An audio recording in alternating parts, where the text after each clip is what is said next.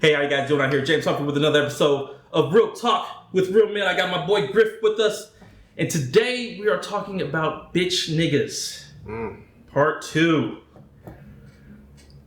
Lot to unpack there. It's a lot to unpack there. How do we deal with bitch niggas in 2024? I say avoid them at all costs. Really.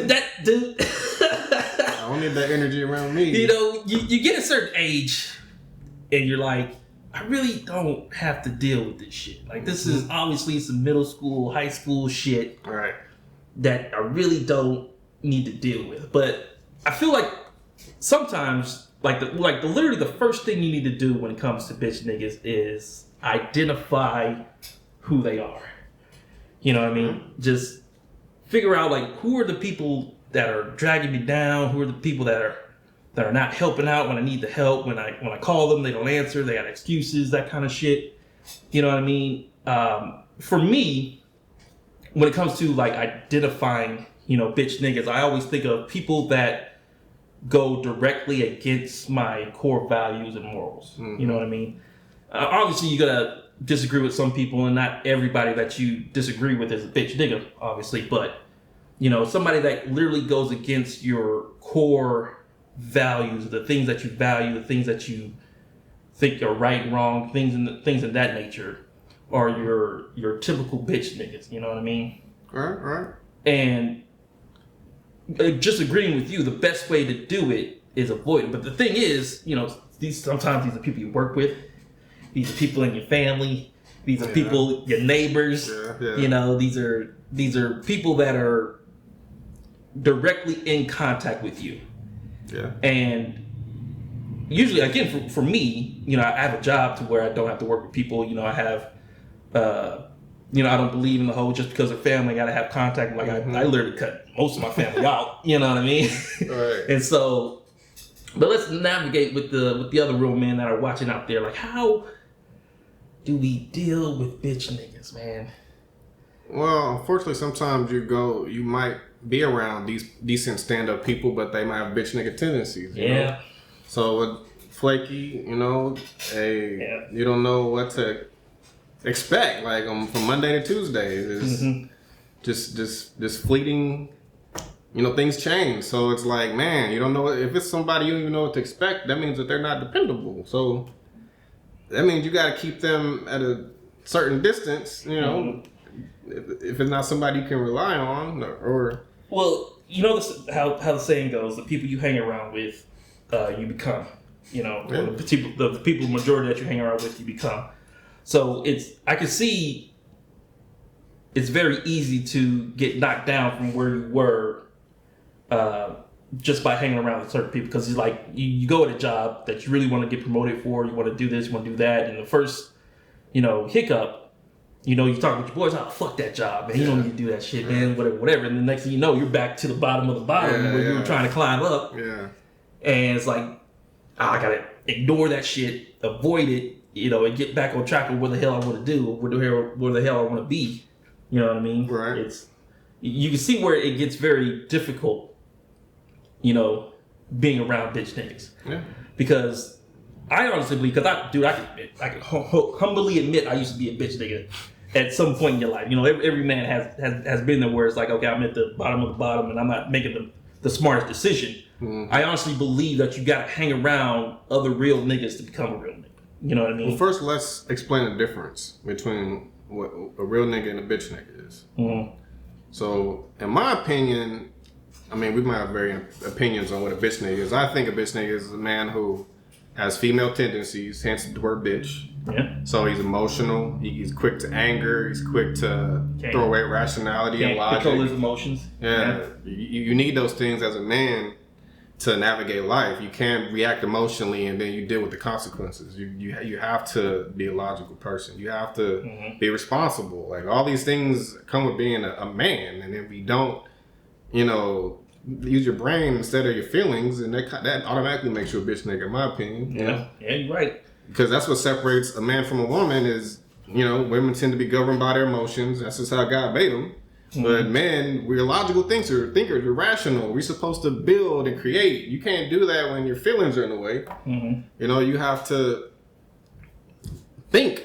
Yeah. So, you know, I think that's what separates the differences. So there's some men are just raised in certain environments. Maybe they didn't have any male role models. Maybe they grew up in around, you know, especially the black people, we in a matriarchal, you know, culture. So you grew up with grandma and mama and shit. Yeah. So you didn't have your daddy around. So you take on those tendencies and you don't realize until you've been in jail 4 or 5 times or, you know, that you kind of a bitch nigga. You think you hard. Yeah. Because it's most definitely a rude awakening to realize, like, hey man, I'm doing some real bitch nigga shit. Yeah, if that ever happens, if you even get the rude awakening. Yeah, this is true. There's grown ass men in their 40s and 50s like still doing bitch nigga shit.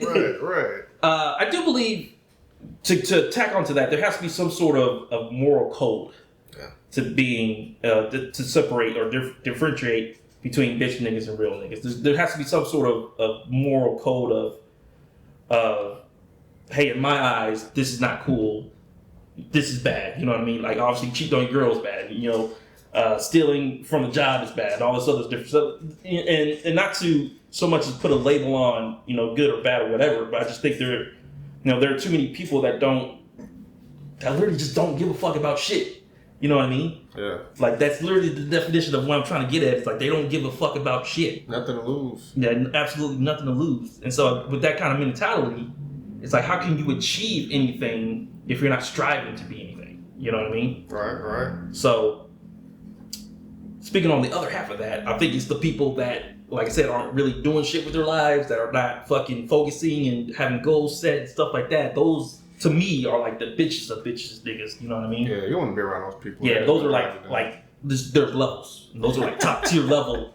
You know what I'm saying? Yeah. Super Saiyan Goku 4, you know, bitch nigga. You know what I mean? Crabs in the barrel. Yeah. You know? Yeah. Haters. It's just, you don't want to be around those people. Yeah, you don't want to be around those people. Yeah. They will most definitely drag you down to the worst of the worst, bottom of the bottom. Yeah. And to me, to actually get away from bitch niggas is just being honest with them. I think that's like, at least that's how it's for me, was to just be honest. Like, hey man, I can't be hanging around you because you're doing this type of shit. Yeah. You know what I mean? And so unless you're going to change, which, whether it's up to you, you don't have to change for me. You know, but I can't be hanging around you if you're doing this bitch nigga shit, because this is literally going against my moral code, it's going against my ethics, it's going against my whatever. So take that shit over there somewhere. You know what I mean? The funny thing is how they react to you saying that will really define whether they're a bitch nigga or not. This is true. They get angry and be like, fuck you, fuck you then anyway. You know, like some feminine shit. Or they'll be like, you know what, man, maybe you're right. I need to make some changes. And they have some type of introspection and thinking inside themselves. Like, but that's how you know right there. Sometimes you gotta, what the OGs used to say, put people on ice. Yeah. And sometimes you gotta do it with men, some you gotta do it with women. Just like, I might come back around, I might not, depending on whether you make some changes and depending on how you react to what I'm telling you. If you don't take that in stride and try to grow with that, or you react emotionally, then okay, well, I'm good anyway. Then you know you made the right call when it comes to get away from them. Yep, for sure. Man, there's been a lot of bitch niggas in the workplace. Oh, yeah. That's kind of what sucks. You know, I mean, being an entrepreneur, doing your own thing, you know, you can actually dictate who you work with, whatever. But then when it comes to the workforce, how do we navigate bitch niggas in the workforce? Because you know bitch niggas in the workforce, those are the tattletale, going around your back to make you look good, steal your ideas and say it was theirs kind of people. That's tough, man. That's really one you can't avoid because you work together. You're not just going to up and get a new job to go somewhere else where there's more bitch niggas. Everywhere you go, you know, there's going to be different types of people. So obviously just don't really interact with them beyond a professional capacity. Like, you know, I'll communicate with you as far as I need to, if I have to do that at all. And then beyond that, like, I go about my way. We ain't got to be friends. Something my dad told me a long time ago. I was a teenager when he told me this. One of my first jobs, he was like, you go to work, but they're not your friend. Not necessarily not your friends, but you don't go home with these people. You go to work, do your job, and you come home. These people don't come home with you. So that means the shit you dealt with your boss, your coworkers, I mean, it might be on your mind. You might be in the bed at night thinking about your dang shit, but they don't come home with you. You fucking just leave that in that building. Or wherever you work. McDonald's, fucking mailman, whatever the fuck you do. You leave that shit at work. Of course, you got to deal with them as much as you have to, but just keep it, like, I'm trying to make money. I'm not going to let nothing get over that. So, So that's the same thing, or I guess it's sort of the same thing my dad said was, don't let anybody else fuck up with your money. You know what I'm saying? If you go fuck up with money, you do it your damn self. But don't let, other people fuck up with your money. You know what I mean? So if you skip it out of work because you don't want to deal with this person or whatever. Honestly, that's some bitch nigga shit right there. So if you're doing shit like that, you might want to look in the mirror, motherfucker. Yeah, like, they getting paid. They at work. Yeah, you know what I'm saying? That's exactly it. Oh, man, that's exactly it, man. And then dealing with people at work, especially in a professional setting or professional manner, they more or less might look at you as being the bitch nigga, like dude, man, like chill the fuck out, type of shit like that. Yeah. Where I've had a few situations where it's like, hey, because I did, obviously we both done a lot of law enforcement shit like that, so it's like kind of hard to, tell your buddies like, hey man, don't make fun of the perk type shit. You know what I mean? Don't make fun of this person while we're fucking trying to arrest this dude or wrestle this dude. It's like, keep it professional. Yeah.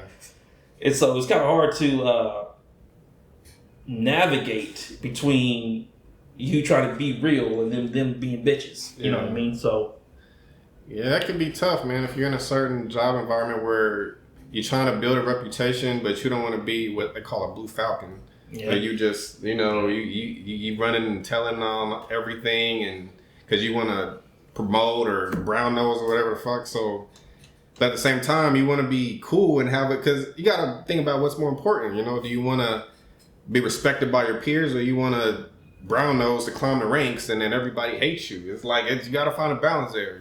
Unfortunately, you might be put in a situation where they call peer pressure. And you have to figure out how to navigate. But that's part of being a man. You have to think. You have to use your own brain. You have to think and not react with your feelings. Like how will this decision affect me? Down the line, if I do go this route or go that route. It's just. Yeah, you just gotta think, man. Don't use your feelings. That's part of being a man. Don't be a bitch nigga. Think. Don't feel. When you think about when you say about feelings, it's more along the lines of keeping your cool. Yeah, exactly. If you get radical, is when you get emotional, right. And that's when you make mistakes. If you train your mind to remain calm in every situation, you should be able to handle it accordingly. I think that's what most bitch niggas fail to understand. Yeah. That whatever it is that you're crying about is not that big of a deal. Like I don't even say like chill the fuck out, but it's like if you think about it, it's really not that big of a deal.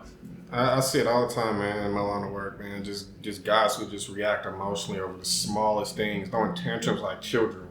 Yeah, and it's like, dude, it's not that deep, man. It's not. What are you going to get by throwing a tantrum? If I pick up something and throw it or break something of my own, what is the point of that? Like, what do you accomplish by breaking and throwing shit like a child? Like, that's just one of my biggest pet peeves is grown ass men that act like children, man. Like, that's some ultimate bitch nigga shit to me. Yeah. It's just emotional ass men. I can't stand it. Just because you beat on your chest and you angry, that's the other side of the coin of just strong emotions.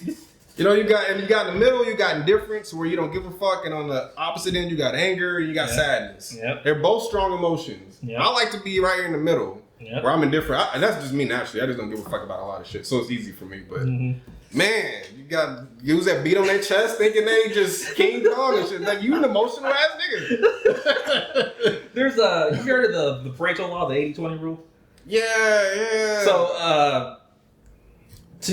I guess help navigate when it comes to feelings. Like, you have 20% to get emotional, whatever, and then you have 80% to solve the problem. And I think one of the biggest problems with bitch niggas is they spend 80% of the time bitching and crying about the problem, and only 20% of the time, trying to fix it. Yeah. So maybe that is a good way to help navigate your bitchness if bitch niggas are watching. Hopefully you're getting a lot of information on this. Yeah. Keep on track on the 80-20 rule. You got 20% of the time to cry, whine, whatever the hell about the problem, and then you spend the rest of the 80% of the time trying to fix the issue. Find a solution. Yeah, it's only human. You're gonna have emotions, but control that shit. Yeah. Like, you're not a robot, but don't be an hour later still mad and fucking, like, dude, okay, now it's time to figure out the solution. What the solution is. You know, you got anything else about bitch niggas, man? That's the gist of it, man. Just avoid them. Avoid them, man. Just first, you got to identify who they are. Yeah. And then avoid them. And then if you can't avoid them, just, honestly, I do. If you be 100% honest with the bitch nigga, he will leave you alone. It's like, hey, dude. He gonna show you his true colors. He's gonna show you true colors, and then it only proves even more reason to leave him the fuck alone. Like, and if they stand up decent guys that have bitch nigga tendencies, sometimes, and this goes, like I said, this goes with females too. You gotta put them on ice. Like, sometimes you gotta, just back off for a while, and if things don't get better, then you know who they are for real. So nobody wants to deal with flaky, people you can't depend on. Like, you want to be dependable. Like, treat people how you want to be treated. I mean, that's the first thing you learn as a kid. Just treat people how you want to be treated. It's like the first rule on the playground. You know what I mean? Even the teachers be saying that shit. The teachers are the one that teach you that shit. Don't complain like, treat others like you want to be treated. Yeah, you know what I mean? Don't complain about things you don't want done to you. Yeah. It's as simple as that. Well, yeah, honestly, just don't complain at all, man. You don't complain at all. Right? You got an issue, go fix the fucking issue. Exactly. You know what I mean? It was Henry Ford that said, "Don't explain, don't complain. Just get it done." You know what I mean? So we all know what Henry Ford did. He developed the whole 9 to 5, Monday through Friday bullshit. So let's thank that motherfucker for that. Yeah. I'm going to end the episode there. I got Griff, you got me, James. We'll see you next time on another episode of Real Talk with Real Men. Yeah. Obviously, we're filming here. But my other building didn't want to work because the elevator broke down for whatever the fuck reason. So we're filming in my kitchen. It's a nice view though. If you can see it. I don't think you can see it. But that's alright. Oh man. Yeah. Did you do anything this weekend? Work, man. Yeah. Been working the last 7 days. I fucking took a nap right before I got here. Yeah. Shit. Naps are a wonderful thing, aren't they? Yeah. Well, I usually don't take naps. That's just how tired I was. No, I be feeling like I miss out shit when I take naps. No, I literally take power naps all the time. Oh, yeah? All the time. But then I'm on the road like 8 hours a day. Yeah. So I'm on the road 8 hours, take a nap, get back on the road, and then come back, go to sleep, and then back on the road. It's literally in and out, in and out, in and out. Do you sleep like a night sleep? No? Nope. That's probably why. Nope. You sleep sporadically. Yep. So I'll take 2-hour naps a day on 2 separate occasions. That's your only sleep? Yep. Fuck, dude. Yeah, I know. So I'm on the road 12 hours a day. But I'm taking a 2-hour nap in between. Yeah. Then I'm on the road again another 4 to 8 hours, 2-hour nap in between there. Well, I guess you're not on a 9 to 5 schedule, so No, you can kind of just do work to your own drum. Yeah, literally work whenever I want to work.